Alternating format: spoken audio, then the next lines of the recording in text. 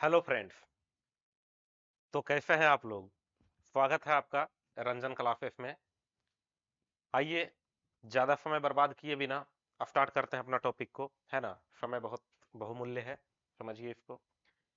तो पिछली क्लास को हम लोग थोड़ा सा रिवीजन करते चलते हैं। जो पिछला सेशन था हमारा, वो वाचन पे था, यानी डिस्कशन पे था कि जो अपना संविधान था वो संविधान सभा ने मिलकर बना ली, प्रारूप समिति ने बना ली।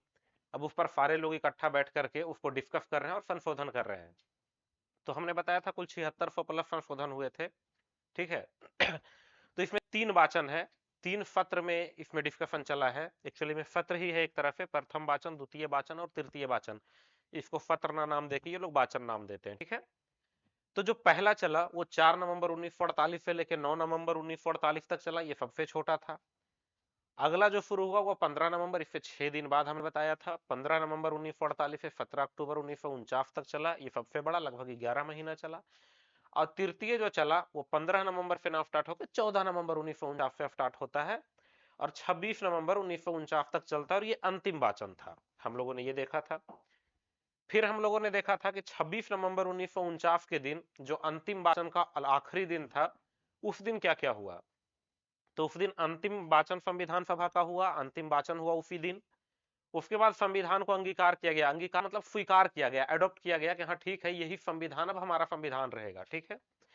संविधान का 16 अनुच्छेद उसी दिन से लागू कर दिए गए। देखिए, 26 जनवरी 1950 से पूरा संविधान लागू हो गया, लेकिन उसके पहले ही 16 अनुच्छेद जो थे वो 26 नवंबर 1949 के दिन से ही लागू हो गए। ये कौन कौन से थे?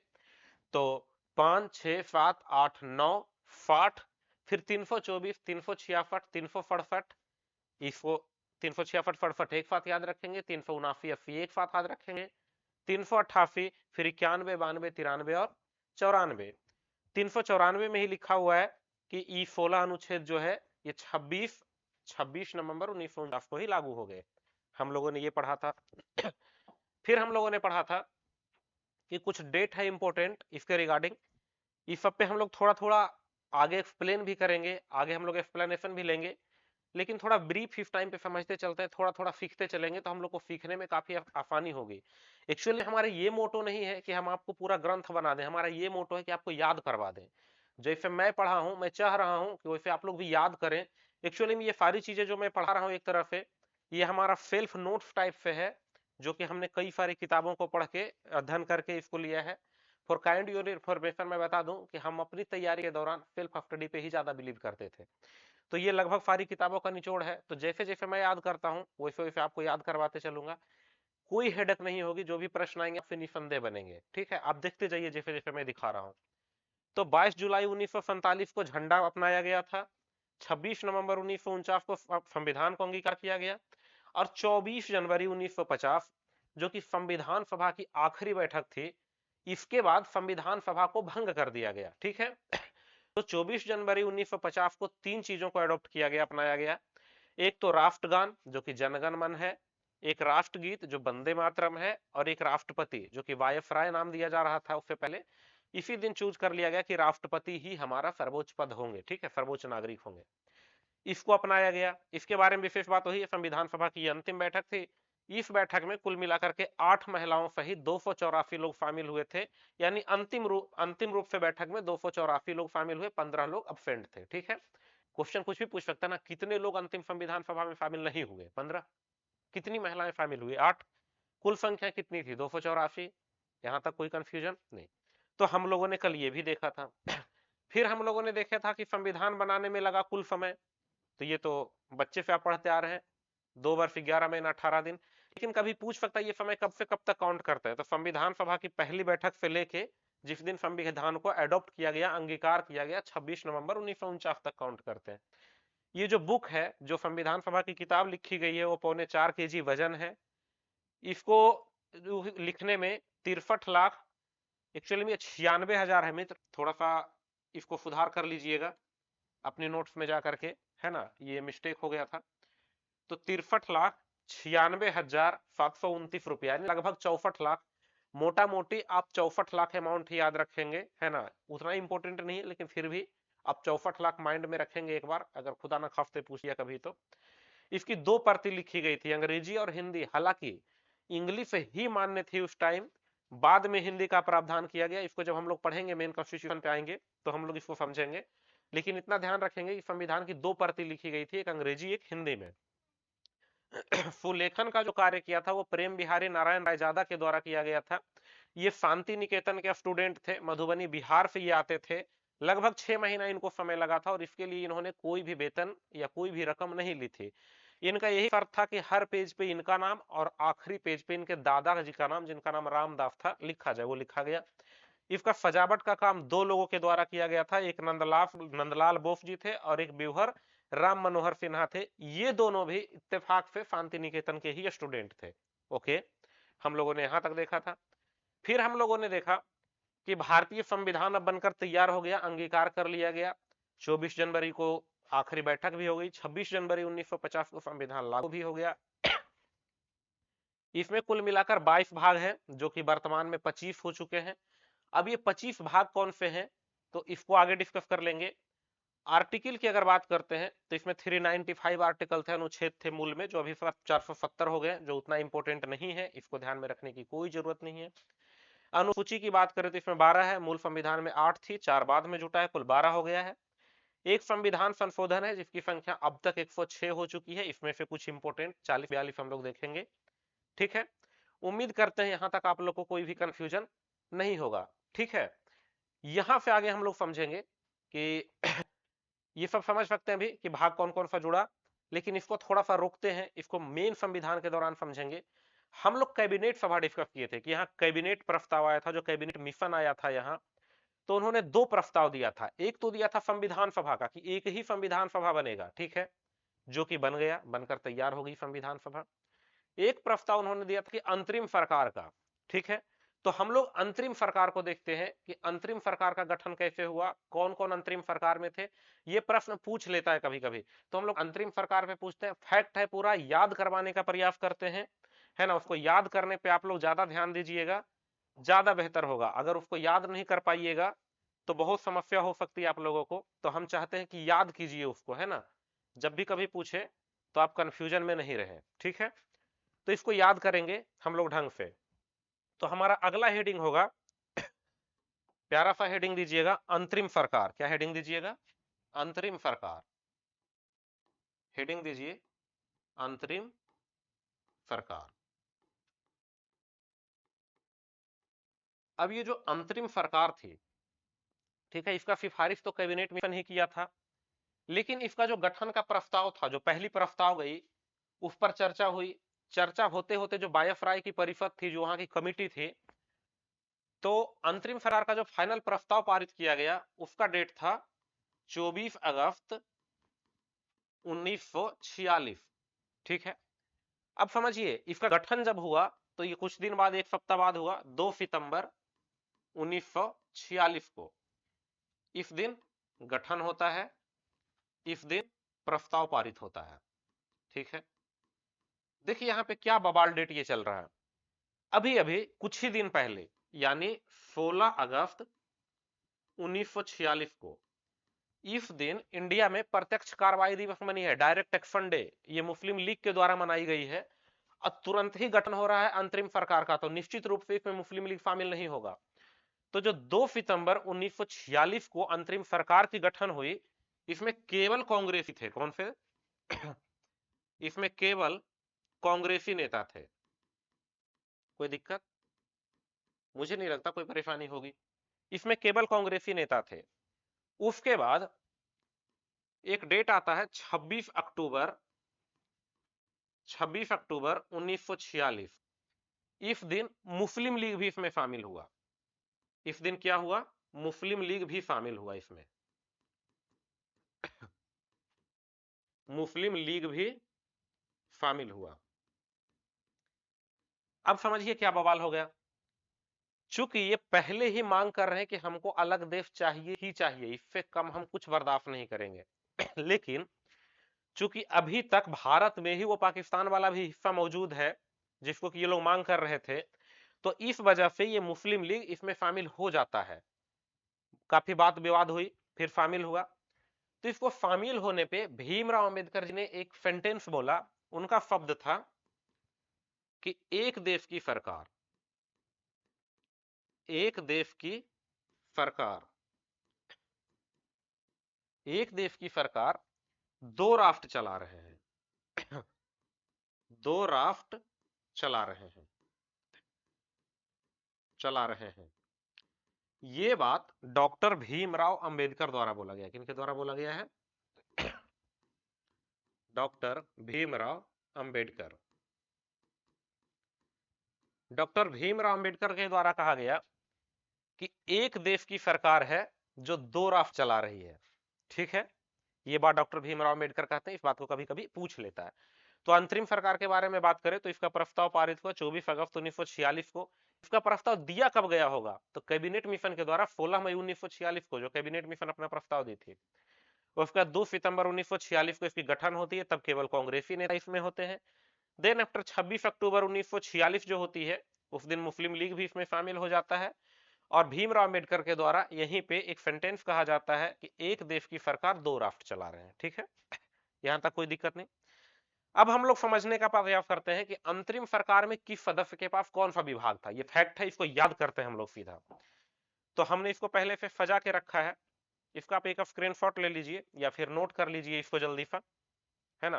आप वीडियो पॉज करके नोट कर लीजिए। आइए हम लोग इसको याद करने का प्रयास करते हैं। ठीक है, इसको याद करना ज्यादा इंपॉर्टेंट है। तो हम लोग अभी क्या याद करेंगे? अंतरिम सरकार किस डेट के अनुसार है ये? अंतरिम सरकार ये है एट द रेट ऑफ 26 अक्टूबर 1946, यानी मुस्लिम लीग को शामिल होने की बाद की यह स्थिति है। ठीक है, उसके बाद की ही पूछेगी, पहले की नहीं पूछेगी आपसे। तो मुस्लिम, क्योंकि उसके पहले मीटिंग भी नहीं हुई थी, बात विवाद होते रह रही थी। तो मुस्लिम लीग को शामिल होने के बाद ये 14 सदस्यीय मंत्रिमंडल था एक तरह से। कितना सदस्य था? तो इसमें 14 सदस्य थे। अब ये 14 सदस्य का हम लोग विभाग देखते हैं कि किसको कौन सा विभाग आवंटित था। ठीक है, तो हमने विभाग लिख रखा है, इसको याद करवाते हैं। छोटा छोटा ट्रिक जैसा है, दिमाग पे थोड़ा जोर डालिएगा, लंबे समय तक याद रहेगा। देखिए, कहता है उपाध्यक्ष। अच्छा, अध्यक्ष की बात क्यों नहीं किया गया? तो देखिए, हम लोग पढ़ेंगे हिस्ट्री में वायसराय की एक कार्यकारिणी परिषद होती थी। तो वायसराय की जो कार्यकारिणी परिषद होती थी उसका अध्यक्ष भी वायसराय ही होता था।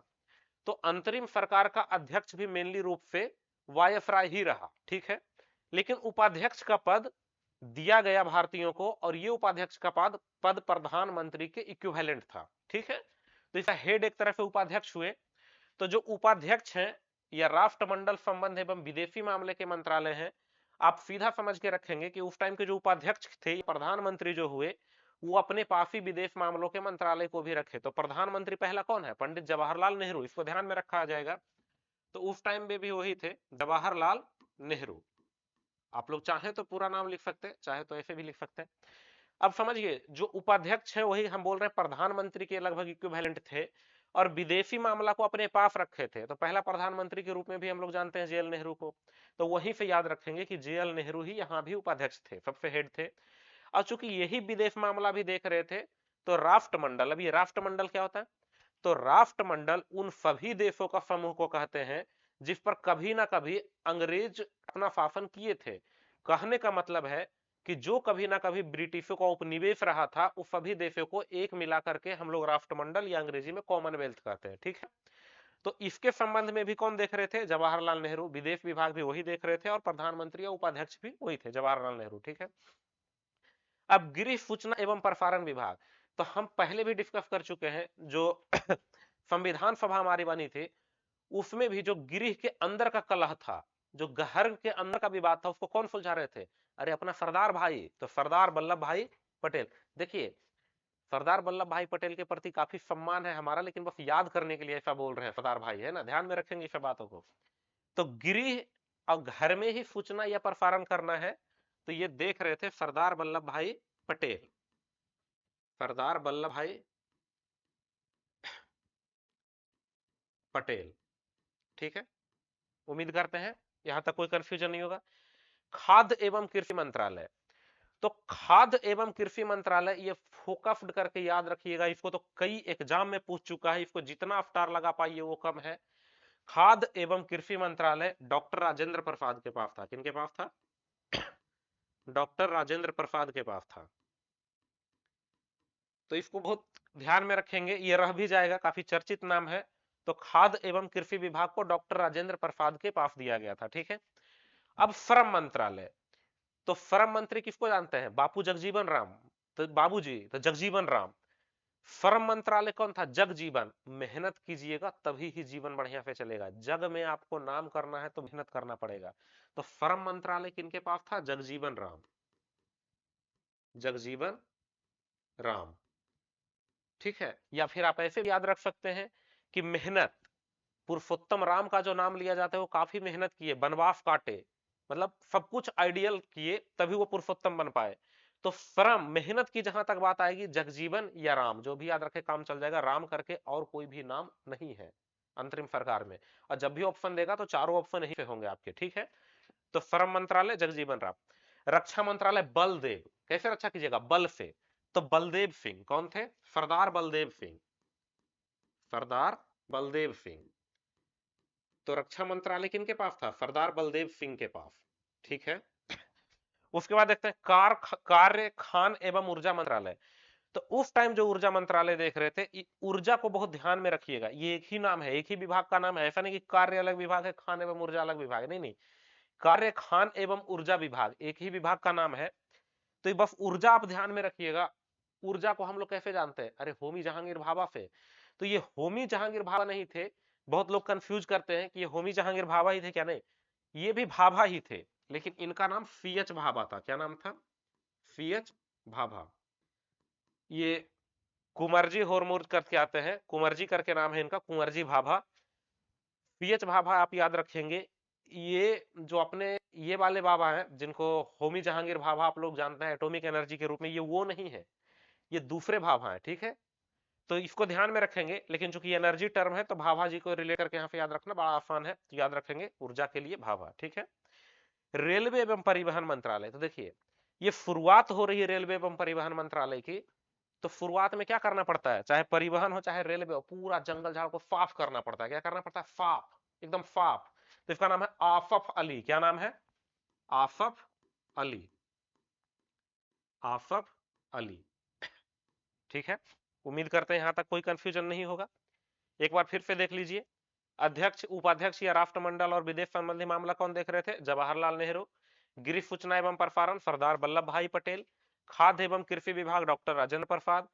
श्रम विभाग जगजीवन राम। रक्षा विभाग सरदार बलदेव सिंह। कार्य खान एवं ऊर्जा विभाग सीएच भाभा। रेलवे एवं परिवहन विभाग आसफ अली, ठीक है।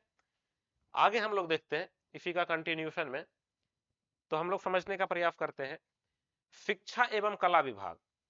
तो जो शिक्षा एवं कला विभाग उस टाइम पे था, तो राज कीजिएगा, शुरुआत में ही कहा दिया गया था कि शिक्षा अगर प्राप्त कर लीजिएगा तो राज कीजिएगा। क्या कीजिएगा? राज कीजिएगा। तो सी राजगोपालाचारी, क्या नाम था इनका? शिक्षा विभाग जो था उनका नाम था सी राजगोपालाचारी, सी राजगोपालाचारी, ठीक है। फिर हमने देखा उद्योग एवं नागरिक आपूर्ति विभाग। अच्छा वही है, शिक्षा के लिए राज कीजिएगा। उद्योग एवं नागरिक आपूर्ति विभाग अगर देखिए तो उस टाइम पे उद्योग था क्या? नहीं, ब्रिटिश तो में लूट के चले गए थे।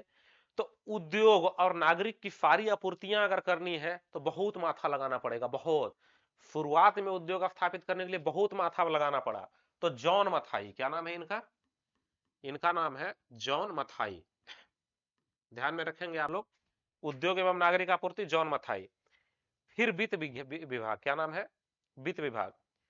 तो वित्त विभाग जैसे ही पैसा का बात आता है तो कहता है लाउरे, नहीं कहता लाउरे। तो लियाकत अली, क्या नाम है इनका? लियाकत अली, ऐसे याद रखेंगे एकदम दोस्त, लियाकत अली। इससे कोई मैटर नहीं है कि आपने कैसे याद रखा, एग्जाम में क्वेश्चन बनना चाहिए, ठीक है। तो वित्त विभाग लियाकत अली के पास था।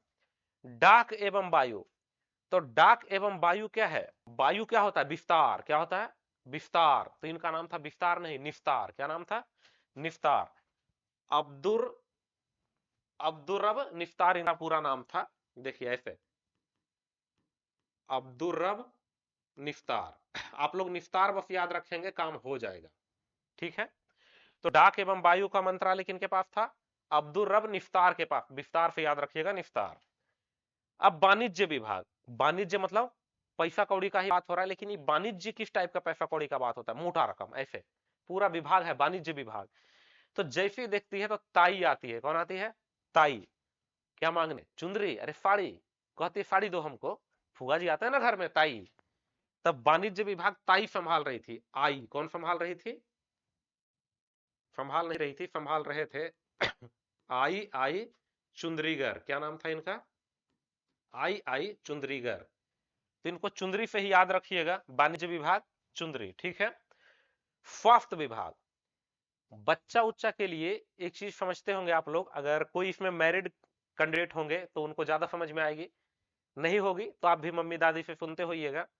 जो छोटा बच्चा रहता है तो उसको ठंडी के दिन में ना एक गर्म तहफीर का पदार्थ पाया जाता है, इसको जाफर कहते हैं, सुने होंगे नाम जाफर, मसाला है ये। तो जाफर बहुत गर्म तहफीर का होता है, तो उसी को घिस के पिला दिया जाता है। तो स्वस्थ रहने के लिए क्या दिया जाता है, जाफर, क्या, जाफर। तो इनका नाम है गजनफर, ऐसे नाम है गजनफर, ऐसा पढ़िएगा कि जाफर का फीलिंग है इससे, गजनफर खान, ठीक है। बस गजनफर आप याद रखिए। तो स्वास्थ्य विभाग किनके पास था, गजनफर के पास। विधि विभाग, तो जहां विधि की बात आएगी, जहां भी विधि की बात आएगी तो पूरे योगी लोग आके बनाएंगे, एकदम जोगी लोग। अरे नहीं, कुछ तो यूपी से याद रखा कीजिए योगी जी, और वही भगवान होंगे, वही जो विधि बन गया वही भगवान होगा। तो ऐसे याद रखिए, जोगेंद्र नाथ मंडल इनका नाम है, जोगेंद्र नाथ मंडल। उम्मीद करते हैं यहां तक आप लोगों को कोई कंफ्यूजन नहीं होगा, विधि विभाग जोगेंद्र नाथ मंडल। तो आइए एक बार हम लोग इसको ढंग से रिवीजन करते हैं एक नजर में रिवीजन करते हैं, समझिएगा थोड़ा सा, ठीक है। हम लोग अब तक क्या क्या पढ़े हैं, तो हम लोग अंतरिम सरकार देख रहे थे।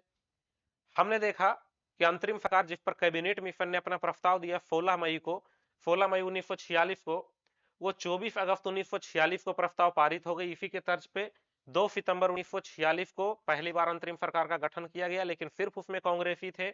उसके बाद 26 अक्टूबर 1946 के दिन में मुस्लिम लीग भी इसमें शामिल हो गए, और इस पर डॉक्टर भीमराव अंबेडकर ने एक सेंटेंस कहा कि एक देश की सरकार दो राष्ट्र चला रहे हैं, ठीक है। फिर हम लोगों ने देखा कि 26 अक्टूबर 1946 के अनुसार 14 सदस्यीय जो मंत्रिमंडल बनी, उसमें अंतरिम सरकार में कौन कौन लोग थे। तो हम लोगों ने विभाग देखा, तो उपाध्यक्ष या राष्ट्रमंडल संबंध एवं विदेशी मामला को जवाहरलाल नेहरू देख रहे थे। गृह सूचना एवं प्रसारण विभाग सरदार वल्लभ भाई पटेल देख रहे थे। खाद्य एवं कृषि विभाग डॉक्टर राजेंद्र प्रसाद देख रहे थे, काफी इंपोर्टेंट है ये। श्रम विभाग जगजीवन राम देख रहे थे, जो इसको अभी लेबर डिपार्टमेंट कहते हैं।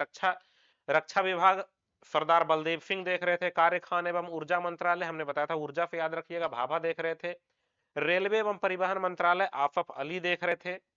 फिर हम लोगों ने देखा कि शिक्षा एवं कला मंत्रालय सी राजगोपालाचारी देख रहे थे। उद्योग एवं नागरिक आपूर्ति मंत्रालय जॉन मथाई देख रहे थे। वित्त विभाग लियाकत अली देख रहे थे। डाक एवं वायु विभाग अब्दुल रब निफ्तार देख रहे थे। वाणिज्य विभाग आई आई चुंद्रीगर देख रहे थे। स्वास्थ्य विभाग गजनफर देख रहे थे, और विधि विभाग जोगेंद्रनाथ मंडल देख रहे थे। उम्मीद करते हैं यहां तक आप लोगों को कोई भी कंफ्यूजन नहीं होगी, ठीक है। लेकिन समस्या ये थी कि ये जो अपना है, जो अंतरिम सरकार है, इसमें मुस्लिम सदस्य के भी लोग थे, परंतु जैसे ही 14 अगस्त 1947 को भारत आजाद हुई, तो मुस्लिम लीग के जो सदस्य थे वो तो पाकिस्तान के संविधान सभा में चले गए उधर चले गए, पूरी तरह से वहां की अंतरिम सरकार में चले गए। तो भारत की पुनः अंतरिम सरकार की गठन हुई। तो अब जो अंतरिम सरकार बनी वो पहली मंत्रिमंडल कहलाई स्वतंत्र भारत की। तो कभी कभी आपसे प्रश्न पूछ देता है कि स्वतंत्र भारत की जो पहली जो पहली मंत्रिमंडल बनी, जो पहली सरकार बनी, उसमें से किसको कौन सा पद दिया गया, तो ये भी पूछ देता है। ये भी काफी इंपोर्टेंट है। तो मुझे लगता है आज के लिए ये काफी हो चुका है। तो मिलते हैं अगले सेशन में, है ना। उसके साथ जो पहला मंत्रिमंडल गठन हुआ स्वतंत्र भारत में, उसके साथ उसको भी पूरा याद करवाते हुए चलेंगे। इसको एक नजर आप लोग देख लेंगे, हमने जैसे बताया याद रखने का प्रयास कीजिएगा तो लंबे समय तक याद रहेगा। और टेंशन मत लीजिए, पूरा पॉलिटी बहुत बेहतरीन हम लोग कवर कर रहे हैं, ठीक है। इसमें कोई डाउट नहीं है कि इतना सारा क्वेश्चन आपका बन जाएगा, ठीक है। कोई भी एग्जाम हो वनडे आपसे छूटेगा नहीं, ये मेरा वादा है। और मुझे लगता है वही कंटेंट मैं दे रहा हूं जो आज के जमाने में, आज के समय में एग्जाम का डिमांड है ना। मैं वो नहीं देना चाह रहा जो एग्जाम का डिमांड है ही नहीं, मैं ज्यादा इधर उधर पढ़ाने का प्रयास नहीं कर रहा हूँ। उम्मीद करते हैं आप लोग को पसंद आई होगी क्लास। देखिए जहां तक अगर 1 मिनट बात करें हम लोग आपस में, तो समझिए मैं 2002 में एग्जाम नहीं क्वालिफाई किया हूं, मैं 2019 से लेकर के 2024 के बीच में 17 एग्जाम को क्वालिफाई किया हूं। रेलवे का एएलपी टेक्नीशियन दोनों का अनुभव प्राप्त है, एनटीपीसी का हमें अनुभव प्राप्त है, इनफैक्ट ग्रुप डी भी हमने एक बार दिया, उसमें भी अपना जोन का रैंक 1 रहा क्योंकि 100% दिख रहे थे। आरआरबी जेई का हमें अनुभव प्राप्त है, बीपीएससी मेंस लिखने का अनुभव मुझे प्राप्त है, यूपीएससी का मेंस में बैठने का अनुभव मुझे प्राप्त है। इनफैक्ट बिहार एसएससी के थ्रू मैं अभी सेटल्ड हूं, तो इसका अनुभव भी मुझे अच्छे से प्राप्त है। तो आप तो घबराइए नहीं, ठीक है, मैं जो पढ़ा रहा हूं बस इसको पढ़ते चलिए, आपके लिए ये मोर देन सफिशिएंट होगा। हालांकि हम बहुत समय आपका बर्बाद कर रहे हैं, बातें होते रहेगी, है ना, जीवन है, बातें चलती रहेगी, ठीक है। तो मिलते हैं अगले कक्षा में, तब तक के लिए आप लोगों से विदा चाहेंगे। अच्छी लगी हो तो थोड़ा चैनल को सब्सक्राइब कर दो यार, थोड़ा सा लाइक कर दो, शेयर कर दो, ताकि हमें भी मोटिवेशन मिले, है ना। मिलते हैं अगले वीडियो में, तब तक के लिए जय हिंद, जय भारत।